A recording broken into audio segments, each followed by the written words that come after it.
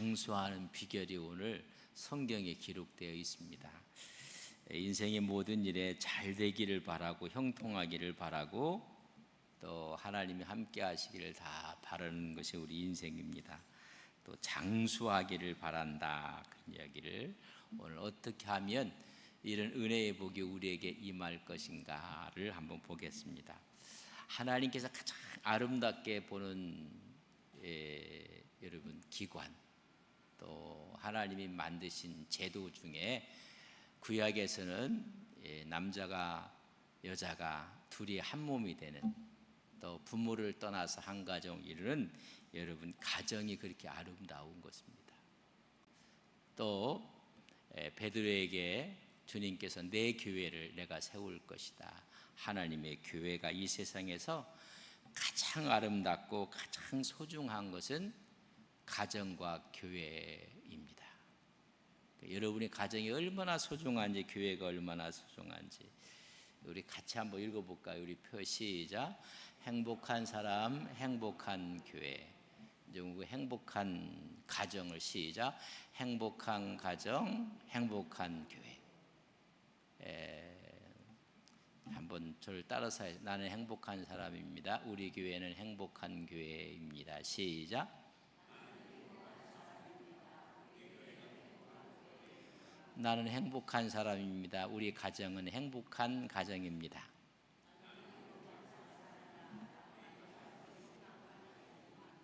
어제 안 그린 것처럼 가장 행복한 가정, 가장 행복한 교회.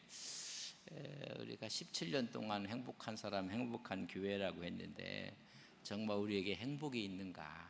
가장 아름다운 것. 왜 가정이 그렇게 아름다운 것인가? 또 가정이 가장 소중하신 것인가를 우리가 보면, 여러분 가정은 뭐로 이루어지는 거예요? 부모가 만나서 뭐로 만나요? 돈으로 만나요? 물질로 만나요? 외모로 만나요?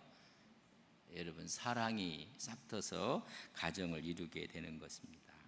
그래서 어떻게 보면 가정은 여러분 사랑의 학교예요.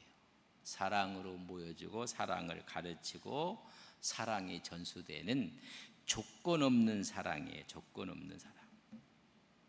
그렇기 때문에 여러분 가정만큼 편안한 곳이 없어요. 가정이 불편하다 하면 가정에 들어갈까요? 안 들어갈까요? 자녀들이 가출을 해요. 그러면 아이들이 가정에 안 들어가요. 집에 안 들어가려고 하면 그 집에 뭐가 있는 거예요? 문제 자식 전에 문제 부모들이 있는 거예요. 그러니까 가기가 싫은 거예요. 가정만큼 가장 안전한 쉼터는 없습니다. 상처를 받거나 우리가 지치거나 실패해도 우리를 맞이해 주는 어디가 있어요? 따뜻한 가정이 있다는 것입니다. 안전한 쉼터예요. 그래서 우리에게 평안을 주는 것, 여러분 영원한 안식처예요. 안식처. 왜 가정은 또한 거기서 배우고 성장하고 익히고, 누구를 보고 익혀요? 부모님들을 보고 사랑하는 모습을 보고. 그래서 언어도요, 저 집안의 언어를 어떤 언어를 쓰는지, 저 집안의 습관은 어떤지를 알 수가 있어요. 어떤 가칭화를 갖고 있는지도 알 수가 있어요. 심지어 그 집안의 신앙까지도 알 수가 있어요. 여러분 이렇게 그 가정에서부터 여러분 배우고 여러분 다 성장하는 것입니다. 그래서 하나의 인격이 형성이 되는 것입니다. 그래서 가장 중요한 기초가 뭐다? 가정이에요. 가정이 무너지면 여러분 다 무너지는 것입니다. 또 가정에는 서로가 여러분 책임을 고 서로가 헌신이 있는 자리예요. 서로 기대가 있어요. 여러분 부모가 자식에게 기대감이 있어요. 그랑 동시에 뭐가 있어요? 책임감을 또 갖고 있는 것입니다. 여러분 기대대로 되지 않는다고 해서 자식을 버리는 법은 없어요. 그러면 그 자식을 위해서 헌신하는 거예요. 그래서 책임과 헌신이 뒤따르는 것이고, 희생을 통해서 더 큰 것을 배우는 곳이 여러분 가정이, 사회는요, 직장은 잘못하고 실수하면 내쫓아버려요. 가정은요, 자식이 아무리 잘못해도요, 내쫓나요? 안 쫓나요? 제가 잘못 물어봤습니다. 미안합니다. 물어보는 게 아닌데, 가정은 그렇지 않아요. 끌어안는 거예요. 더 부족한 자식, 더 안 된 자식을 부모들 마음에 끌어안는 거예요. 이게 가족이고 교회라는 이야기입니다. 그래서 가장 아름답고 소중한 것은 가정과 교회입니다. 그래서 오늘 이야기는 자녀와 부모의 관계, 가정에 대한 이야기예요. 가정에 대한 이야기인데 뭐 여러 가지 이야기를 할 수가 있어요. 그러나 성경이 말하는 관계를 이야기하는 것보다 더 귀한 건 없어요. 성경이 뭐라고 이야기를 하고 있는가? 우리 1절 말씀을, 성경이 말하는 자녀와 부모의 관계는 어떻게 해야 되는가? 가정 가운데 1절 같이 한번 읽겠습니다. 시작. 자녀들아, 주 안에서 너희 부모에게 순종하라. 이것이 뭐가 옳은 것인가? 가정에서 처음에 이야기하길, 주 안에서 어떻게 하라?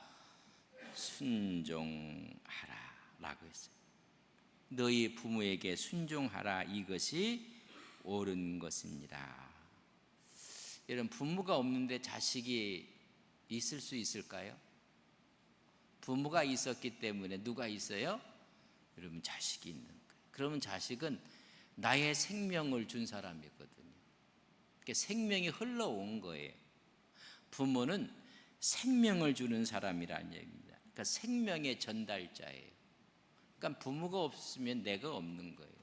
생명의 전달자이기 때문에 그에게 주 안에서 어떻게 하라?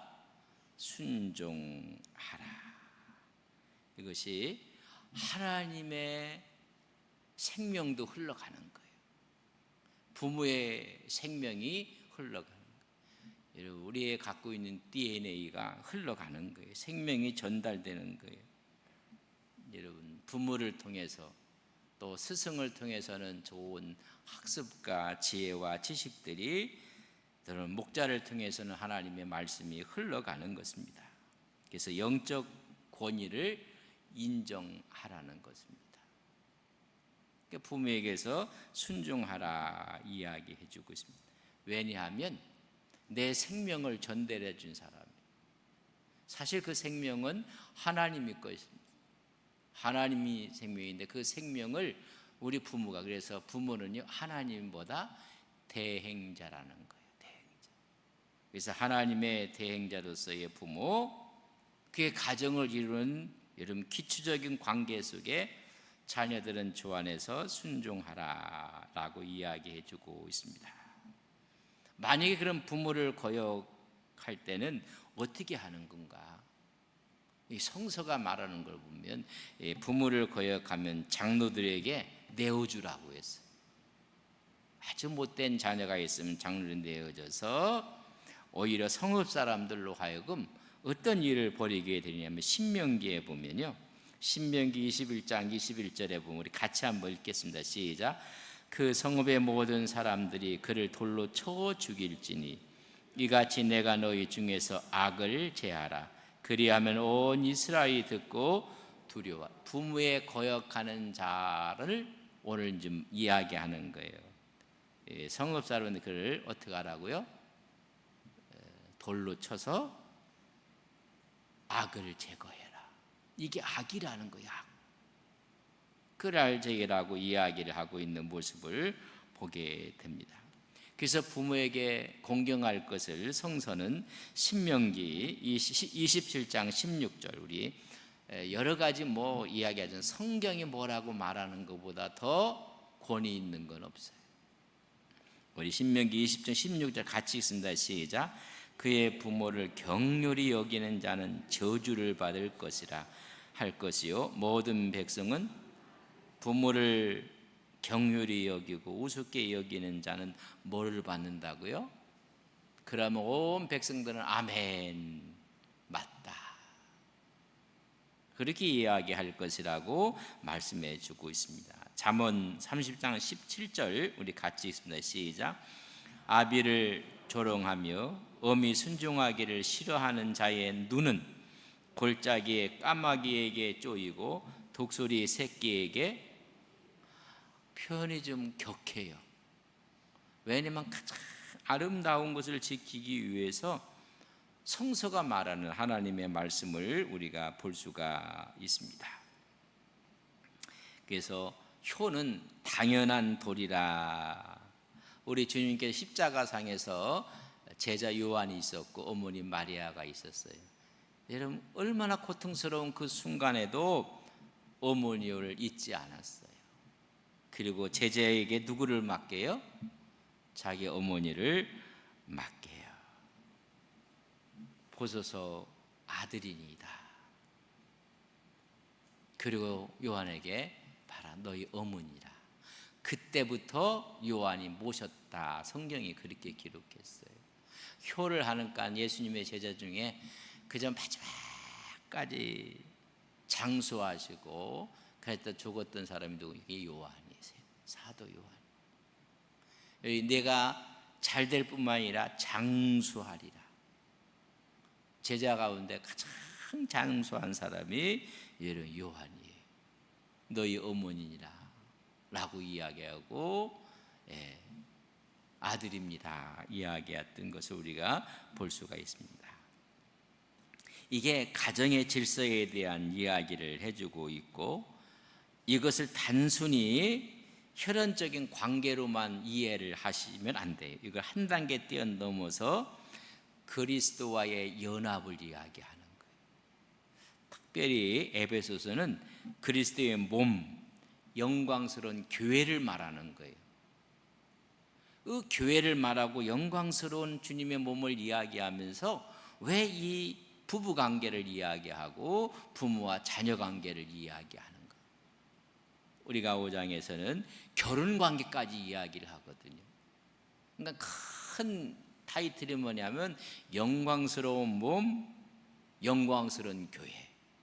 하나라는 게 하나를 이야기를 부부의 관계로 통해서 부모와 자식의 관계를 통해서 지금 이야기를 해주고 있는 그리스도의 몸으로서의 연합이라는 것을 먼저 머리에 두고 부모와 자녀의 관계를 성경이 뭐라고 하는지 쭉 한번 우리가 읽어봐. 제가 본문을 이야기하면 같이 읽도록 그렇게 했습니다. 마태복음 15장 4절 하나님이 같이 읽습니다. 시작. 하나님이 뭐가 안 나왔나? 나 혼자 읽어요? 마태복음 15장 4절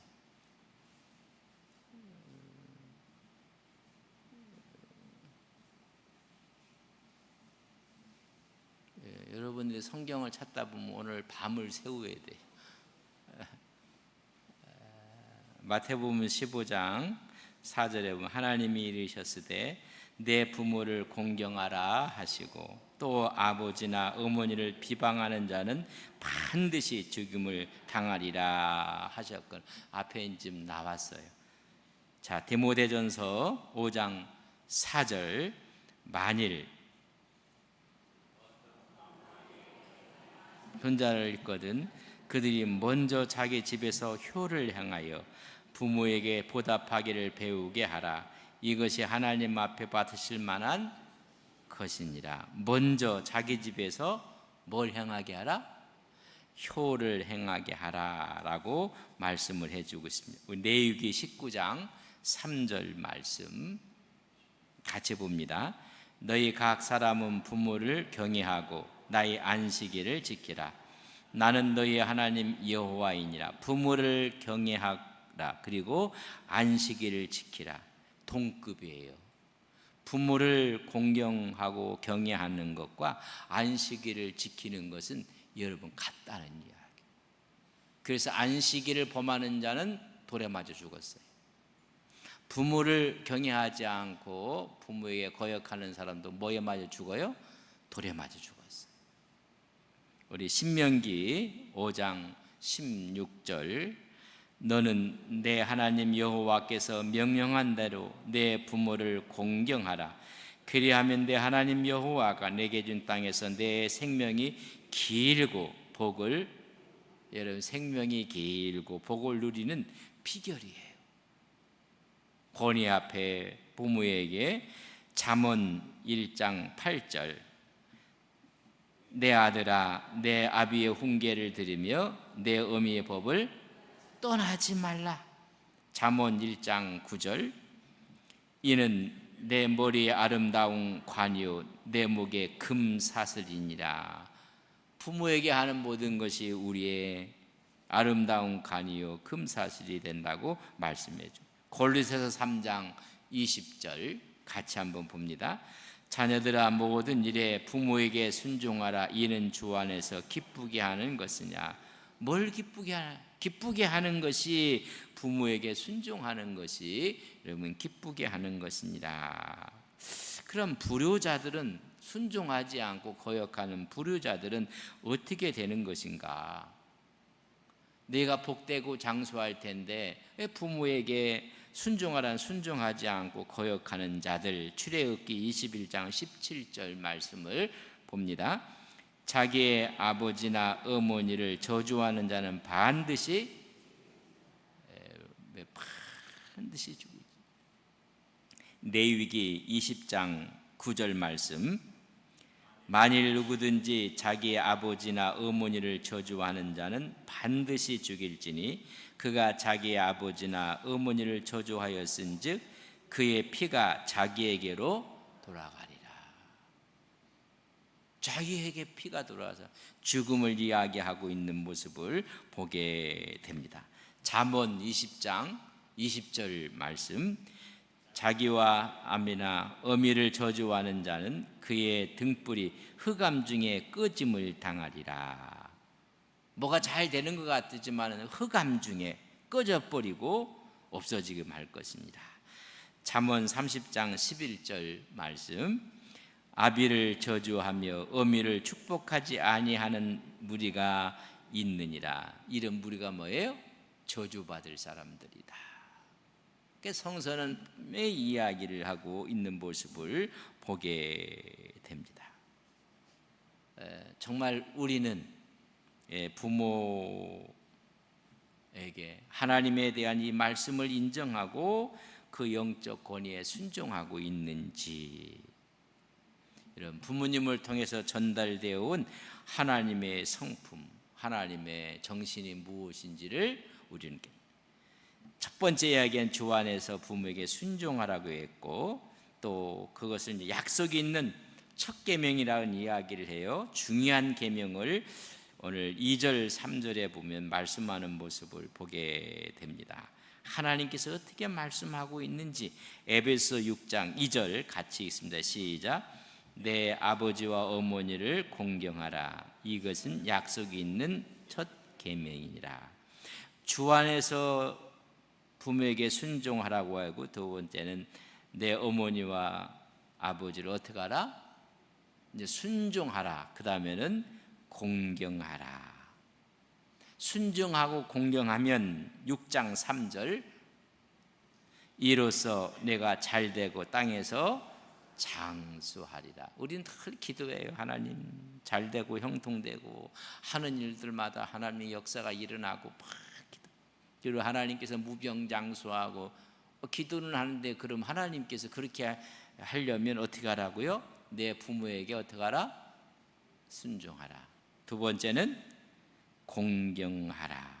이것이 약속이 있는 첫 계명이다. 이 약속이 있는 첫 계명의 의미는 뭐냐면 중요한 계명이라, 그런 뜻이에요. 가장 중요한 계명, 최고의 계명이라고 이야기하는 것입니다. 먼저 부모에게 뭐 하라? 순종하라. 그리고 부모에게 뭐 하라? 공경하라. 이 두 가지를 이해를 하셔야 돼요. 순종은 여러분 마음으로 한다고 생각하면 돼요. 마음. 정신적인 의미에서 하는 거예요. 여러분 시키면 예 알았습니다. 그의 자세가 순종의 자세예요. 그리고 공경이라는 것은 보다 실질적으로 물질적인 의미를 이야기해요. 뭘 시켰는데 예 했어요. 근데 하나도 안 이루어져. 여러분 순종은 하는 것 같은데 뭐가 없어요? 공경이 없는 거예요.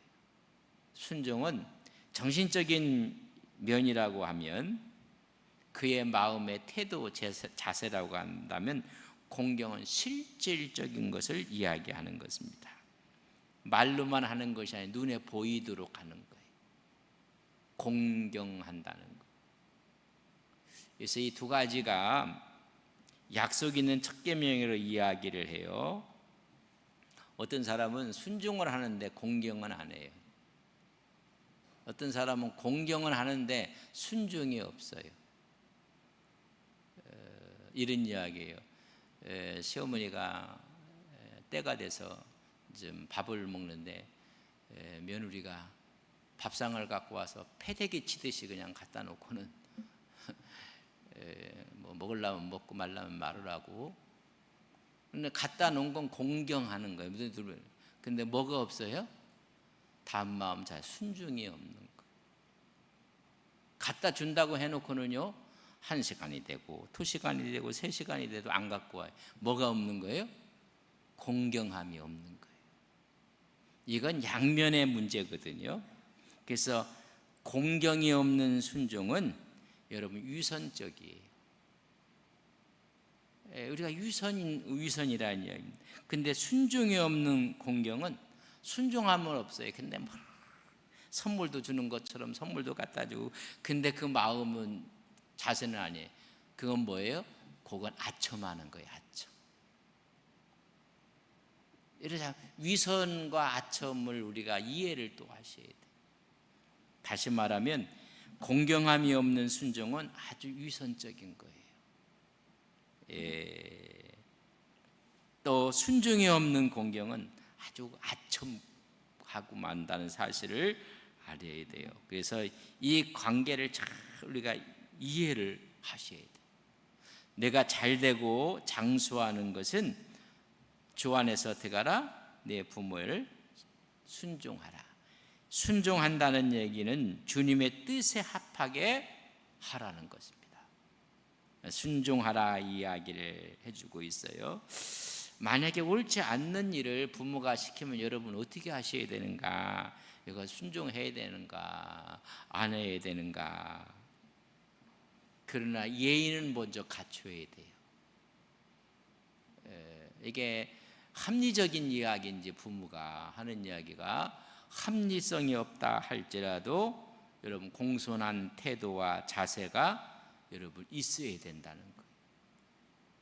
그 다음에 부모에게 이야기를 해도 하는데, 우리는 무조건 그냥 막 대받아 치거든요. 대받아 쳐버린다는 얘기죠. 주 안에서 너희 부모에게 순종하라. 우리에게 뭘 줬다고 했어요? 생명을 준 부모들이거든요. 그러니까 생명의 전달자, 내가 있게 한 원인이란 말이죠. 그래서 내 부모에게 순종하라. 그 순종할 때 우리 부모는 그 생명이 거슬러 올라가면, 여러분 누가 준 생명이에요? 하나님이 주신 생명. 그 하나님이 나에게 여러분 주신 생명에 여러분 그 전달자, 대행자가 누구냐면 부모라는 것입니다. 그래서 부모에게 순종하고 공경하라고 이야기를 해주고 있습니다. 그래서 이 가정이라는 것과 교회라는 의미를 우리가 잘 여러분 이해를 하셔야 돼요. 가장 아름다운 하나님 만든 조직인데 여러분 그렇지가 못해요. 가장 아름다운. 그래서 이것이 옳으니라. 이것이 옳다는 이는 이런 의미까지 갖고 있어요. 그리할 때 이것이 회복되느니라. 오늘 가정이 다 무너져 가고 있어요. 뭐 무너진 가정이 너무나 많고 또 무너져 가고 있고, 이것을 회복하려면 여러분 순종과 공경이라는 이야기. 이런 이야기에서 이것이 옳으니라 이 말은 이것이 회복시키는 거란 말이죠. 여러분 회복이 일어나는 곳에는 여러분 거기에 순종이 있고 공경함이 있다는 것입니다. 가정에서 또 교회에서 더 나아가 만물까지 이런 은혜의 역사 있게 될 것입니다. 자, 지금 이야기했고, 자녀를 그럼 어떻게 양육하는가, 부모의 입장에서는 어떻게 하는가를 오늘 말씀해 주고 있습니다. 4절 말씀을 우리 같이 한번 읽겠습니다. 4절입니다. 또 아비들아, 너희 자녀를 노엽게 하지 말고 오직 주의 교훈과 훈계로 양육하라. 자녀들을 어떻게 하지 말라고요? 한마디로 썩내게 하지 말라, 화나게 하지 말라. 부모들이 너무나 과도한 욕심으로 자녀들을 노엽게 만드는 거예요. 화나게 만들고. 이제 그거 하지 말라. 오직 주의 교훈과 훈계로 양육하라. 양육의 기준을 말하는 거예요. 자녀가 내 사유물이 아니거든요. 그래서 그를 노엽게 하지 말라. 주의 교훈으로 훈계하라. 근데 주의 교훈으로 하는 게 아니라 자기의 감정으로 하고 부모의 욕심을 갖고 하고. 그러니까 어떻게 보면 여러분 잘 되는 것 같은데 망가지고 마는 것입니다. 말세 중에 여러 가지 징조들이 있다고 이야기를 해요. 그 중에 또 한 가지의 징조는 뭐냐면 자녀들이 부모를 거역하는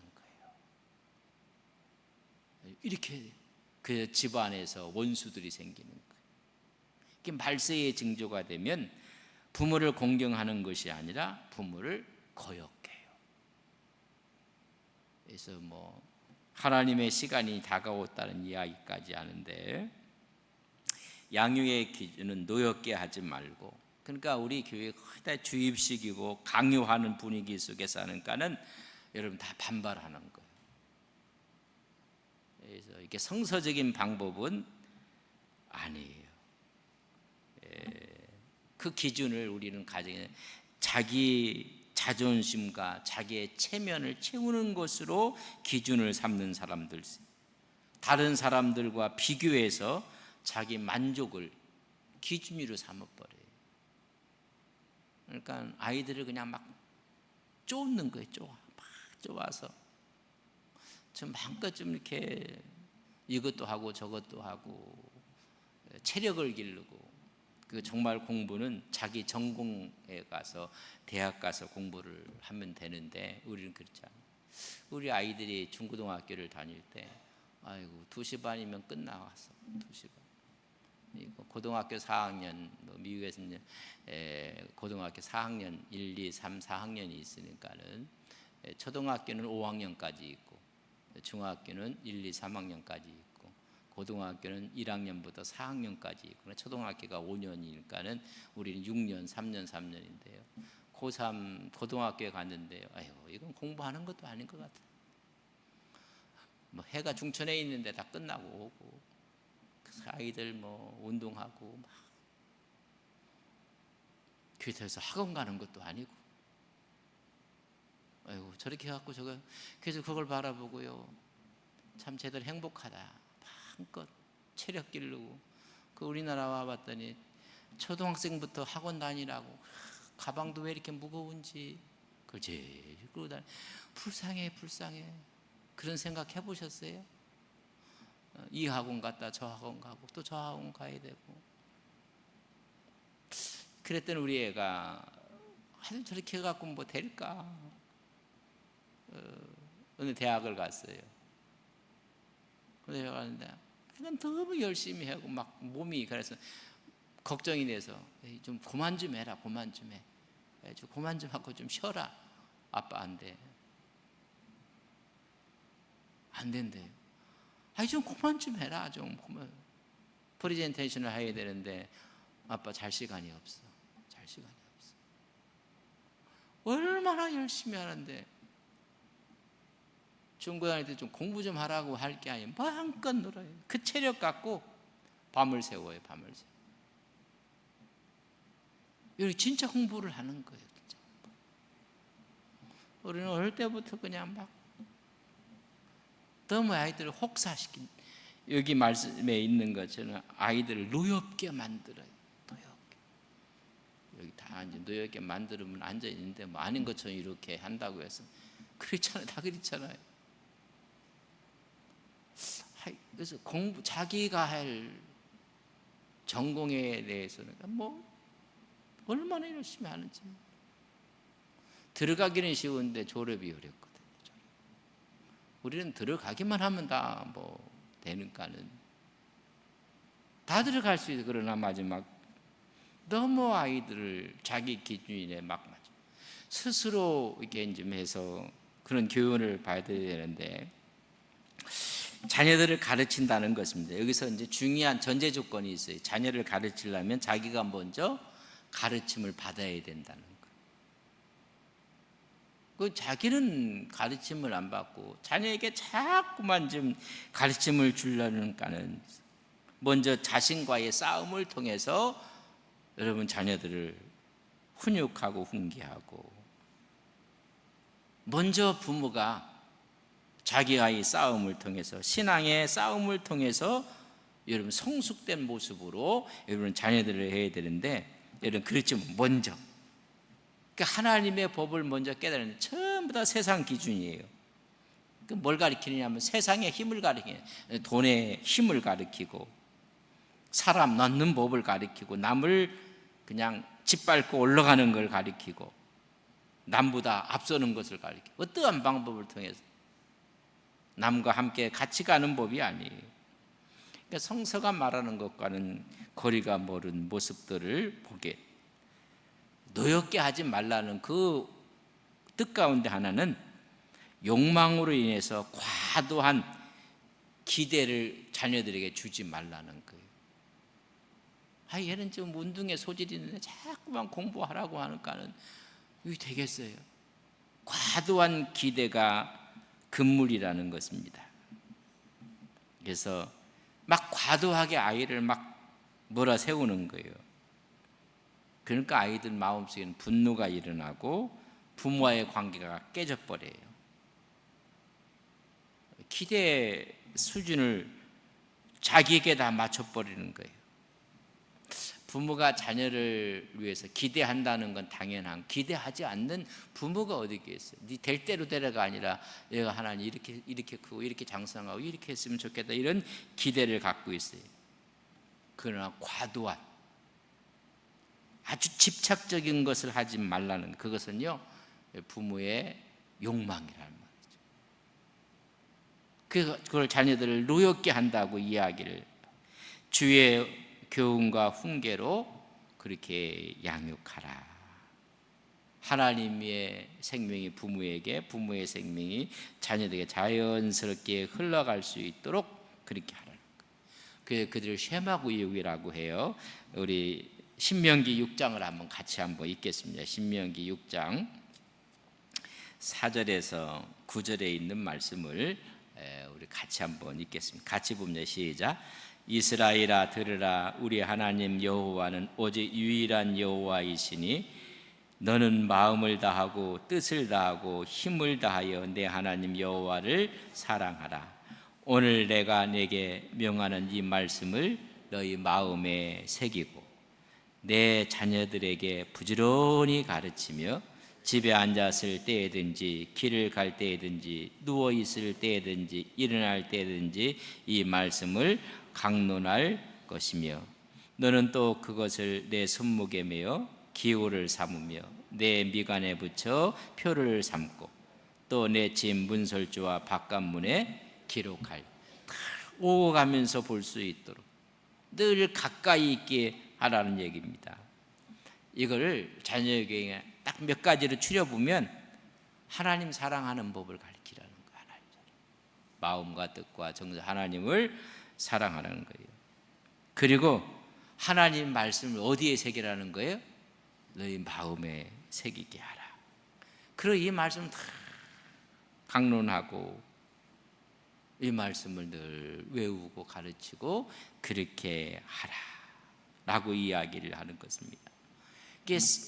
하나님의 은혜 가운데 부모가 갖고 있는 하나님과의 관계를 이제는 부모를 뛰어넘어 하나님과의 자녀의 관계로 가질 수 있도록 그리하라는 것입니다.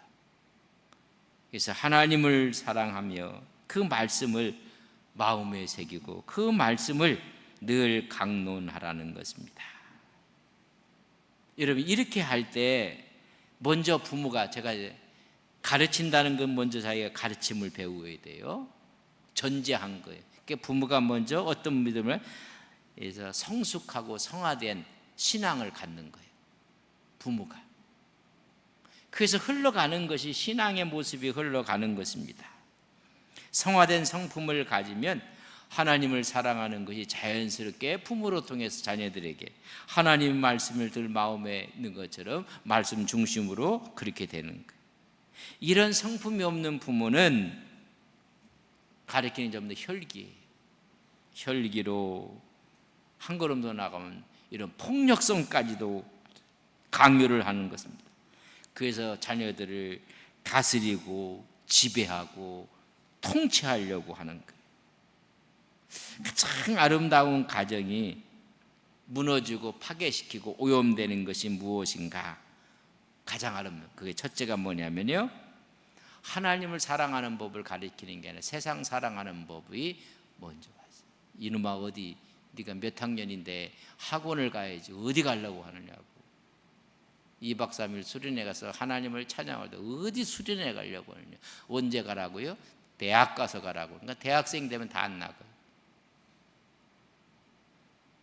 우리가 먼저 하나님을, 왜 이게 깨지는가? 하나님을 사랑하라고 이야기했는데 세상을 사랑, 너는 1등을 해야 되고 위에 있어야 돼요. 여러분, 하나님을 사랑하는 여러분 믿음의 가정에서 자녀들이 하나님을 사랑하는 법을, 그리고 그 말씀을 어떻게 했다고요? 마음에 새기고 그 말씀을 강론하고 그걸 볼 수 있도록. 근데 그 말씀을 경시하는 거예요. 이는 하나님 말씀을 우습게 생각하는 거예요. 하나님의 말씀을 아주 가짜게 생각을 하는 거예요. 그런 아름다운 관계가 다 무너져 나가고 마는 거예요. 우리가 이 신명기를 통해서 아름다운 가정을 만들어가는 원칙을 이야기할 때 뭐 두 가지를 이야기해요. 첫째는 하나님 사랑하는 게 원칙이다. 그리고 하나님의 말씀을 마음에 두는 것이다. 그러기 위해서 늘 가르치고 보게 하고 손목에 메고 미간에 붙이고 들어갈 때 나갈 때마다 두 가지거든요. 이 두 가지가 무너지는 거예요. 무너지니까는 여러분 가정이, 가장 아름다운 가정이 오염돼 버리고 가장 하나님께서 만드신 교회가 오염돼 버리는 거예요. 우리가 정말 하나님을 사랑하고 있는지, 그리고 하나님의 말씀을 우리가 말씀으로 우리가 받아들이는지. 하나님 말씀은 우리는 너무나 우습게 경시하는 것, 그걸 가르치고 늘 가까이 두고 나갈 때 들어올 때 손목에 메고 미간에 붙이고 하나님 말씀이, 그래서 늘 말씀을 통해서 우리가 한 걸음 한 걸음 걸어 나가는 거예요. 오늘 부모와 자녀와의 관계 가운데 딱 두 가지. 뭘 사랑하자? 하나님을 사랑하는 것. 우선 먼저 그의 나라와 그의 의를 구하라. 그리하면 이 모든 것을 어떻게 한다고요? 주신다고 해서. 안 주시는 게 아니에요. 어떤 사람은 먼저 하나님 사랑하고, 하나님을 사랑할 때 이방인들이 구하는 것까지 하나님이, 그러나 너는 먼저 그의 나라와 그의 의, 하나님을 구하라. 그리하면 이방인들이 구하는 것은 하나님이 덤으로 다 더하여 주시리라. 두 번째는 하나님 말씀을 여러분 생명처럼 생각하는 것. 근데 하나님의 말씀을 아주 짓밟고 마는 것, 너무 경시를 해요. 그래서 하나님 말씀을 가슴에 두고, 그리고 하나님 말씀을 묵상해야 되는데 가슴에는 세상을 두고 세상을 묵상하는가는 힘들어요. 그럼 가장 아름다운 가정과 교회가 나도 모르는 사이에 오염돼 버리고 마는 거예요. 너무나 많이 오염이 돼 버렸어요. 행복한 가정, 행복한 교회, 우리 하나님의 은혜가 늘 넘쳐야 될 텐데 이 두 가지가 지금 문제가 생긴 거예요. 여러분, 먼저 그의 나라와 그의 의를 구한 하나님을 사랑하는 우리 믿음의 귀한 종들이 되시기를 바랍니다. 이 세상 어떤 것보다 하나님 말씀을 소중하게 생각하고 그 말씀 앞에 순종하며 살아가는 믿음의 귀한 종들 되시기를 주님의 이름으로 간절히 축복합니다.